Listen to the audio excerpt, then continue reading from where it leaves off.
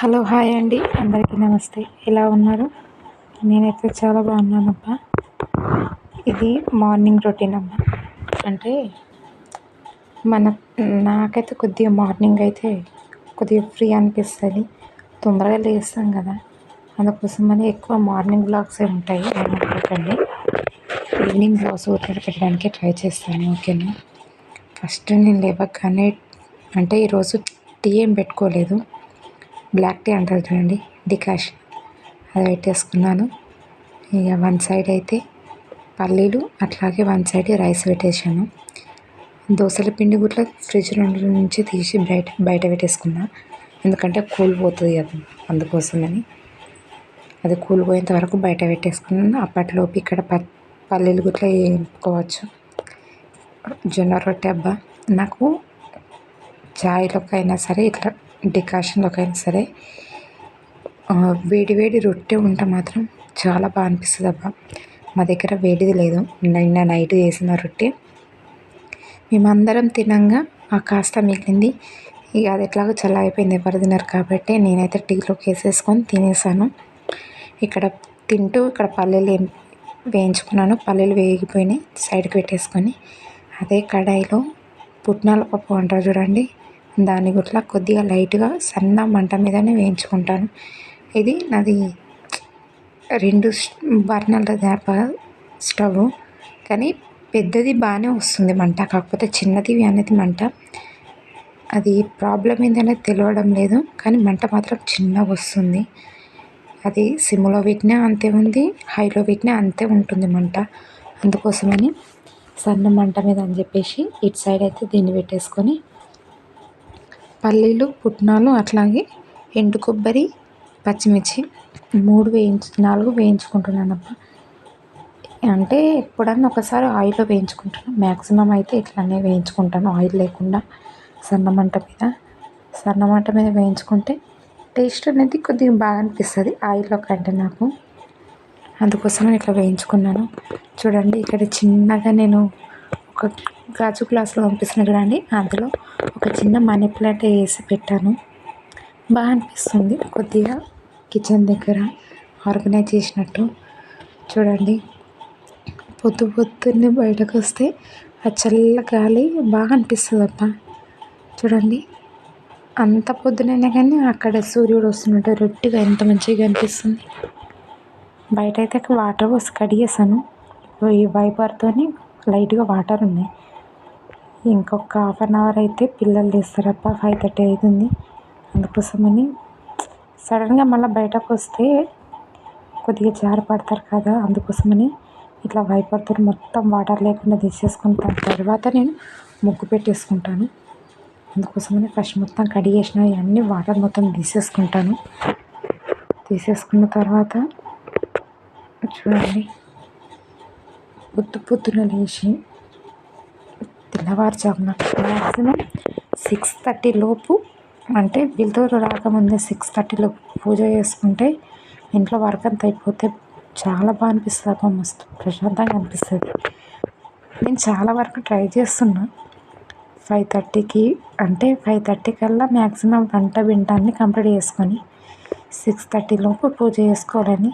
అదే తప్ప నాకు అస్సలు సెట్ అవుతలేదు, మ్యాక్సిమం చాలా లేట్ అవుతుంది. 7:30 అయితే పిల్లలను రెడీ చేసి పంపించి నేను మళ్ళీ పనికి వెళ్ళి వచ్చేసరికి 9 అవుతుంది. 9కి వచ్చి నేను స్నానం చేసుకొని వీళ్ళంతా తుడుచుకొని మళ్ళీ నేను పూజ చేసుకునేసరికి చాలా లేట్ అవుతుంది. ఎందుకంటే నేను ఆల్రెడీ పొద్దున్నే తుడుస్తాను, ఇల్లు నూకేసి తుడుచుకుంటా. అయినా కానీ పిల్లలు స్కూల్కి వెళ్ళేటప్పుడు ఎట్లుంటుంది అబ్బా, అంటే చాలా గందరగోళంగా చేసిపోతారు. అందుకోసమని మళ్ళీ నేను పనికి వెళ్ళి వచ్చి మళ్ళీ మళ్ళీ తుడుచుకొని అన్నీ సెట్ చేసుకునేసరికి చాలా లేట్ అనిపిస్తుంది. అందుకోసమని మ్యాక్సిమం ఇప్పటి నుండి కొద్దిగా 4:30 కల్లా లేపిస్తే నా పూజ గుట్లా కంప్లీట్ అవుతుందని అనుకుంటున్నాను. చూడాలి, కొద్దిగా నేను టైం అనేది చేంజ్ చేసుకోవడానికి ట్రై చేసుకుంటానబ్బా. నాకైతే పెద్ద పెద్ద ముగ్గులు రావబ్బా, ఏమనుకోకండి. నాకు వచ్చిన చిన్న చిన్న ముగ్గులైనా కానీ ఏదో గుమ్మం దగ్గర ముగ్గులు లేకుండా ఉంచకూడదు అంటారు కదా, దానికోసమని. ఇక్కడ చుక్కలు పెట్టినా కానీ అది తడిగా వాటర్ ఉండడం వల్ల ఆ చుక్కలు కనిపిస్తలేవు, ఏమనుకోకండి. సింపుల్ ముగ్గు అబ్బ, అందరు వేసుకునే ముగ్గులే. నేను పెద్ద అంత నీట్గా అంత మంచిగా వేస్తాను, ఏమనుకోకండి.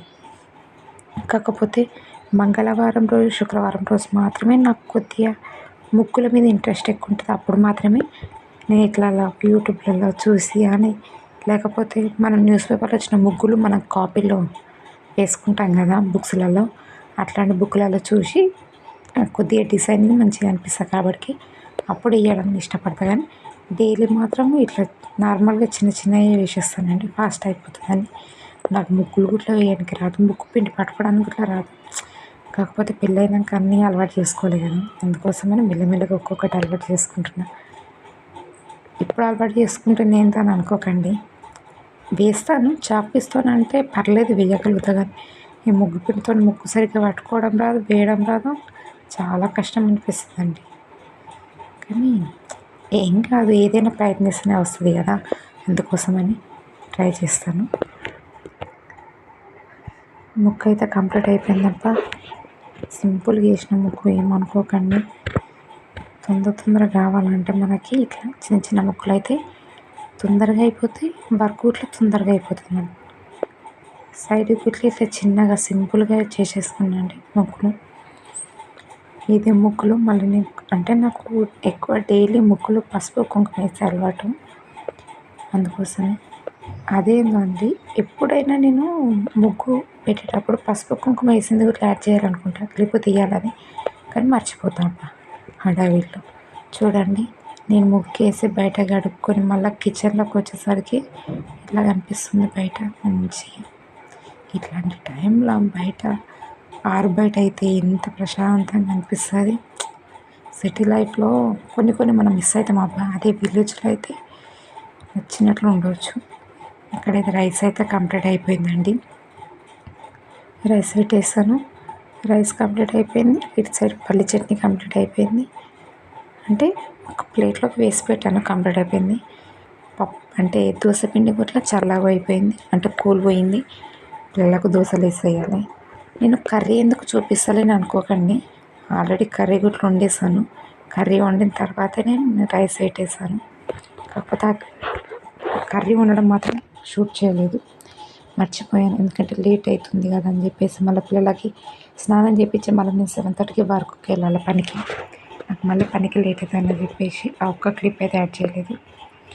కొద్దిగా ఇడ్లీ పిండి ఉందండి, పిల్లలకి నిన్న దోశనే పెట్టాను, మళ్ళీ ఈరోజు దోశలు అంటే మా పిల్లలు తిడతారు. అందుకోసమని చెప్పేసి వాళ్ళ పూర్తికి మాత్రం ఇక్కడ ఇడ్లీ పెట్టేసి వాళ్ళు తినడానికి మాత్రం దోశలే వేసాను. వాళ్ళకి మళ్ళీ మా హస్బెండ్కి దోశలే వేసాను. ఉన్న కాస్త పిండిని వాళ్ళకి టిఫిన్స్లోకి అంటే స్కూల్ బాక్స్లోకి పెట్టేయడానికి అక్కడ ఇడ్లీ పెట్టేసాను. నేను పనికి వెళ్ళి వచ్చేసరికి మా హస్బెండ్ దోశలు పెట్టేసి ఇడ్లీ తినేసి వెళ్ళిపోయారు.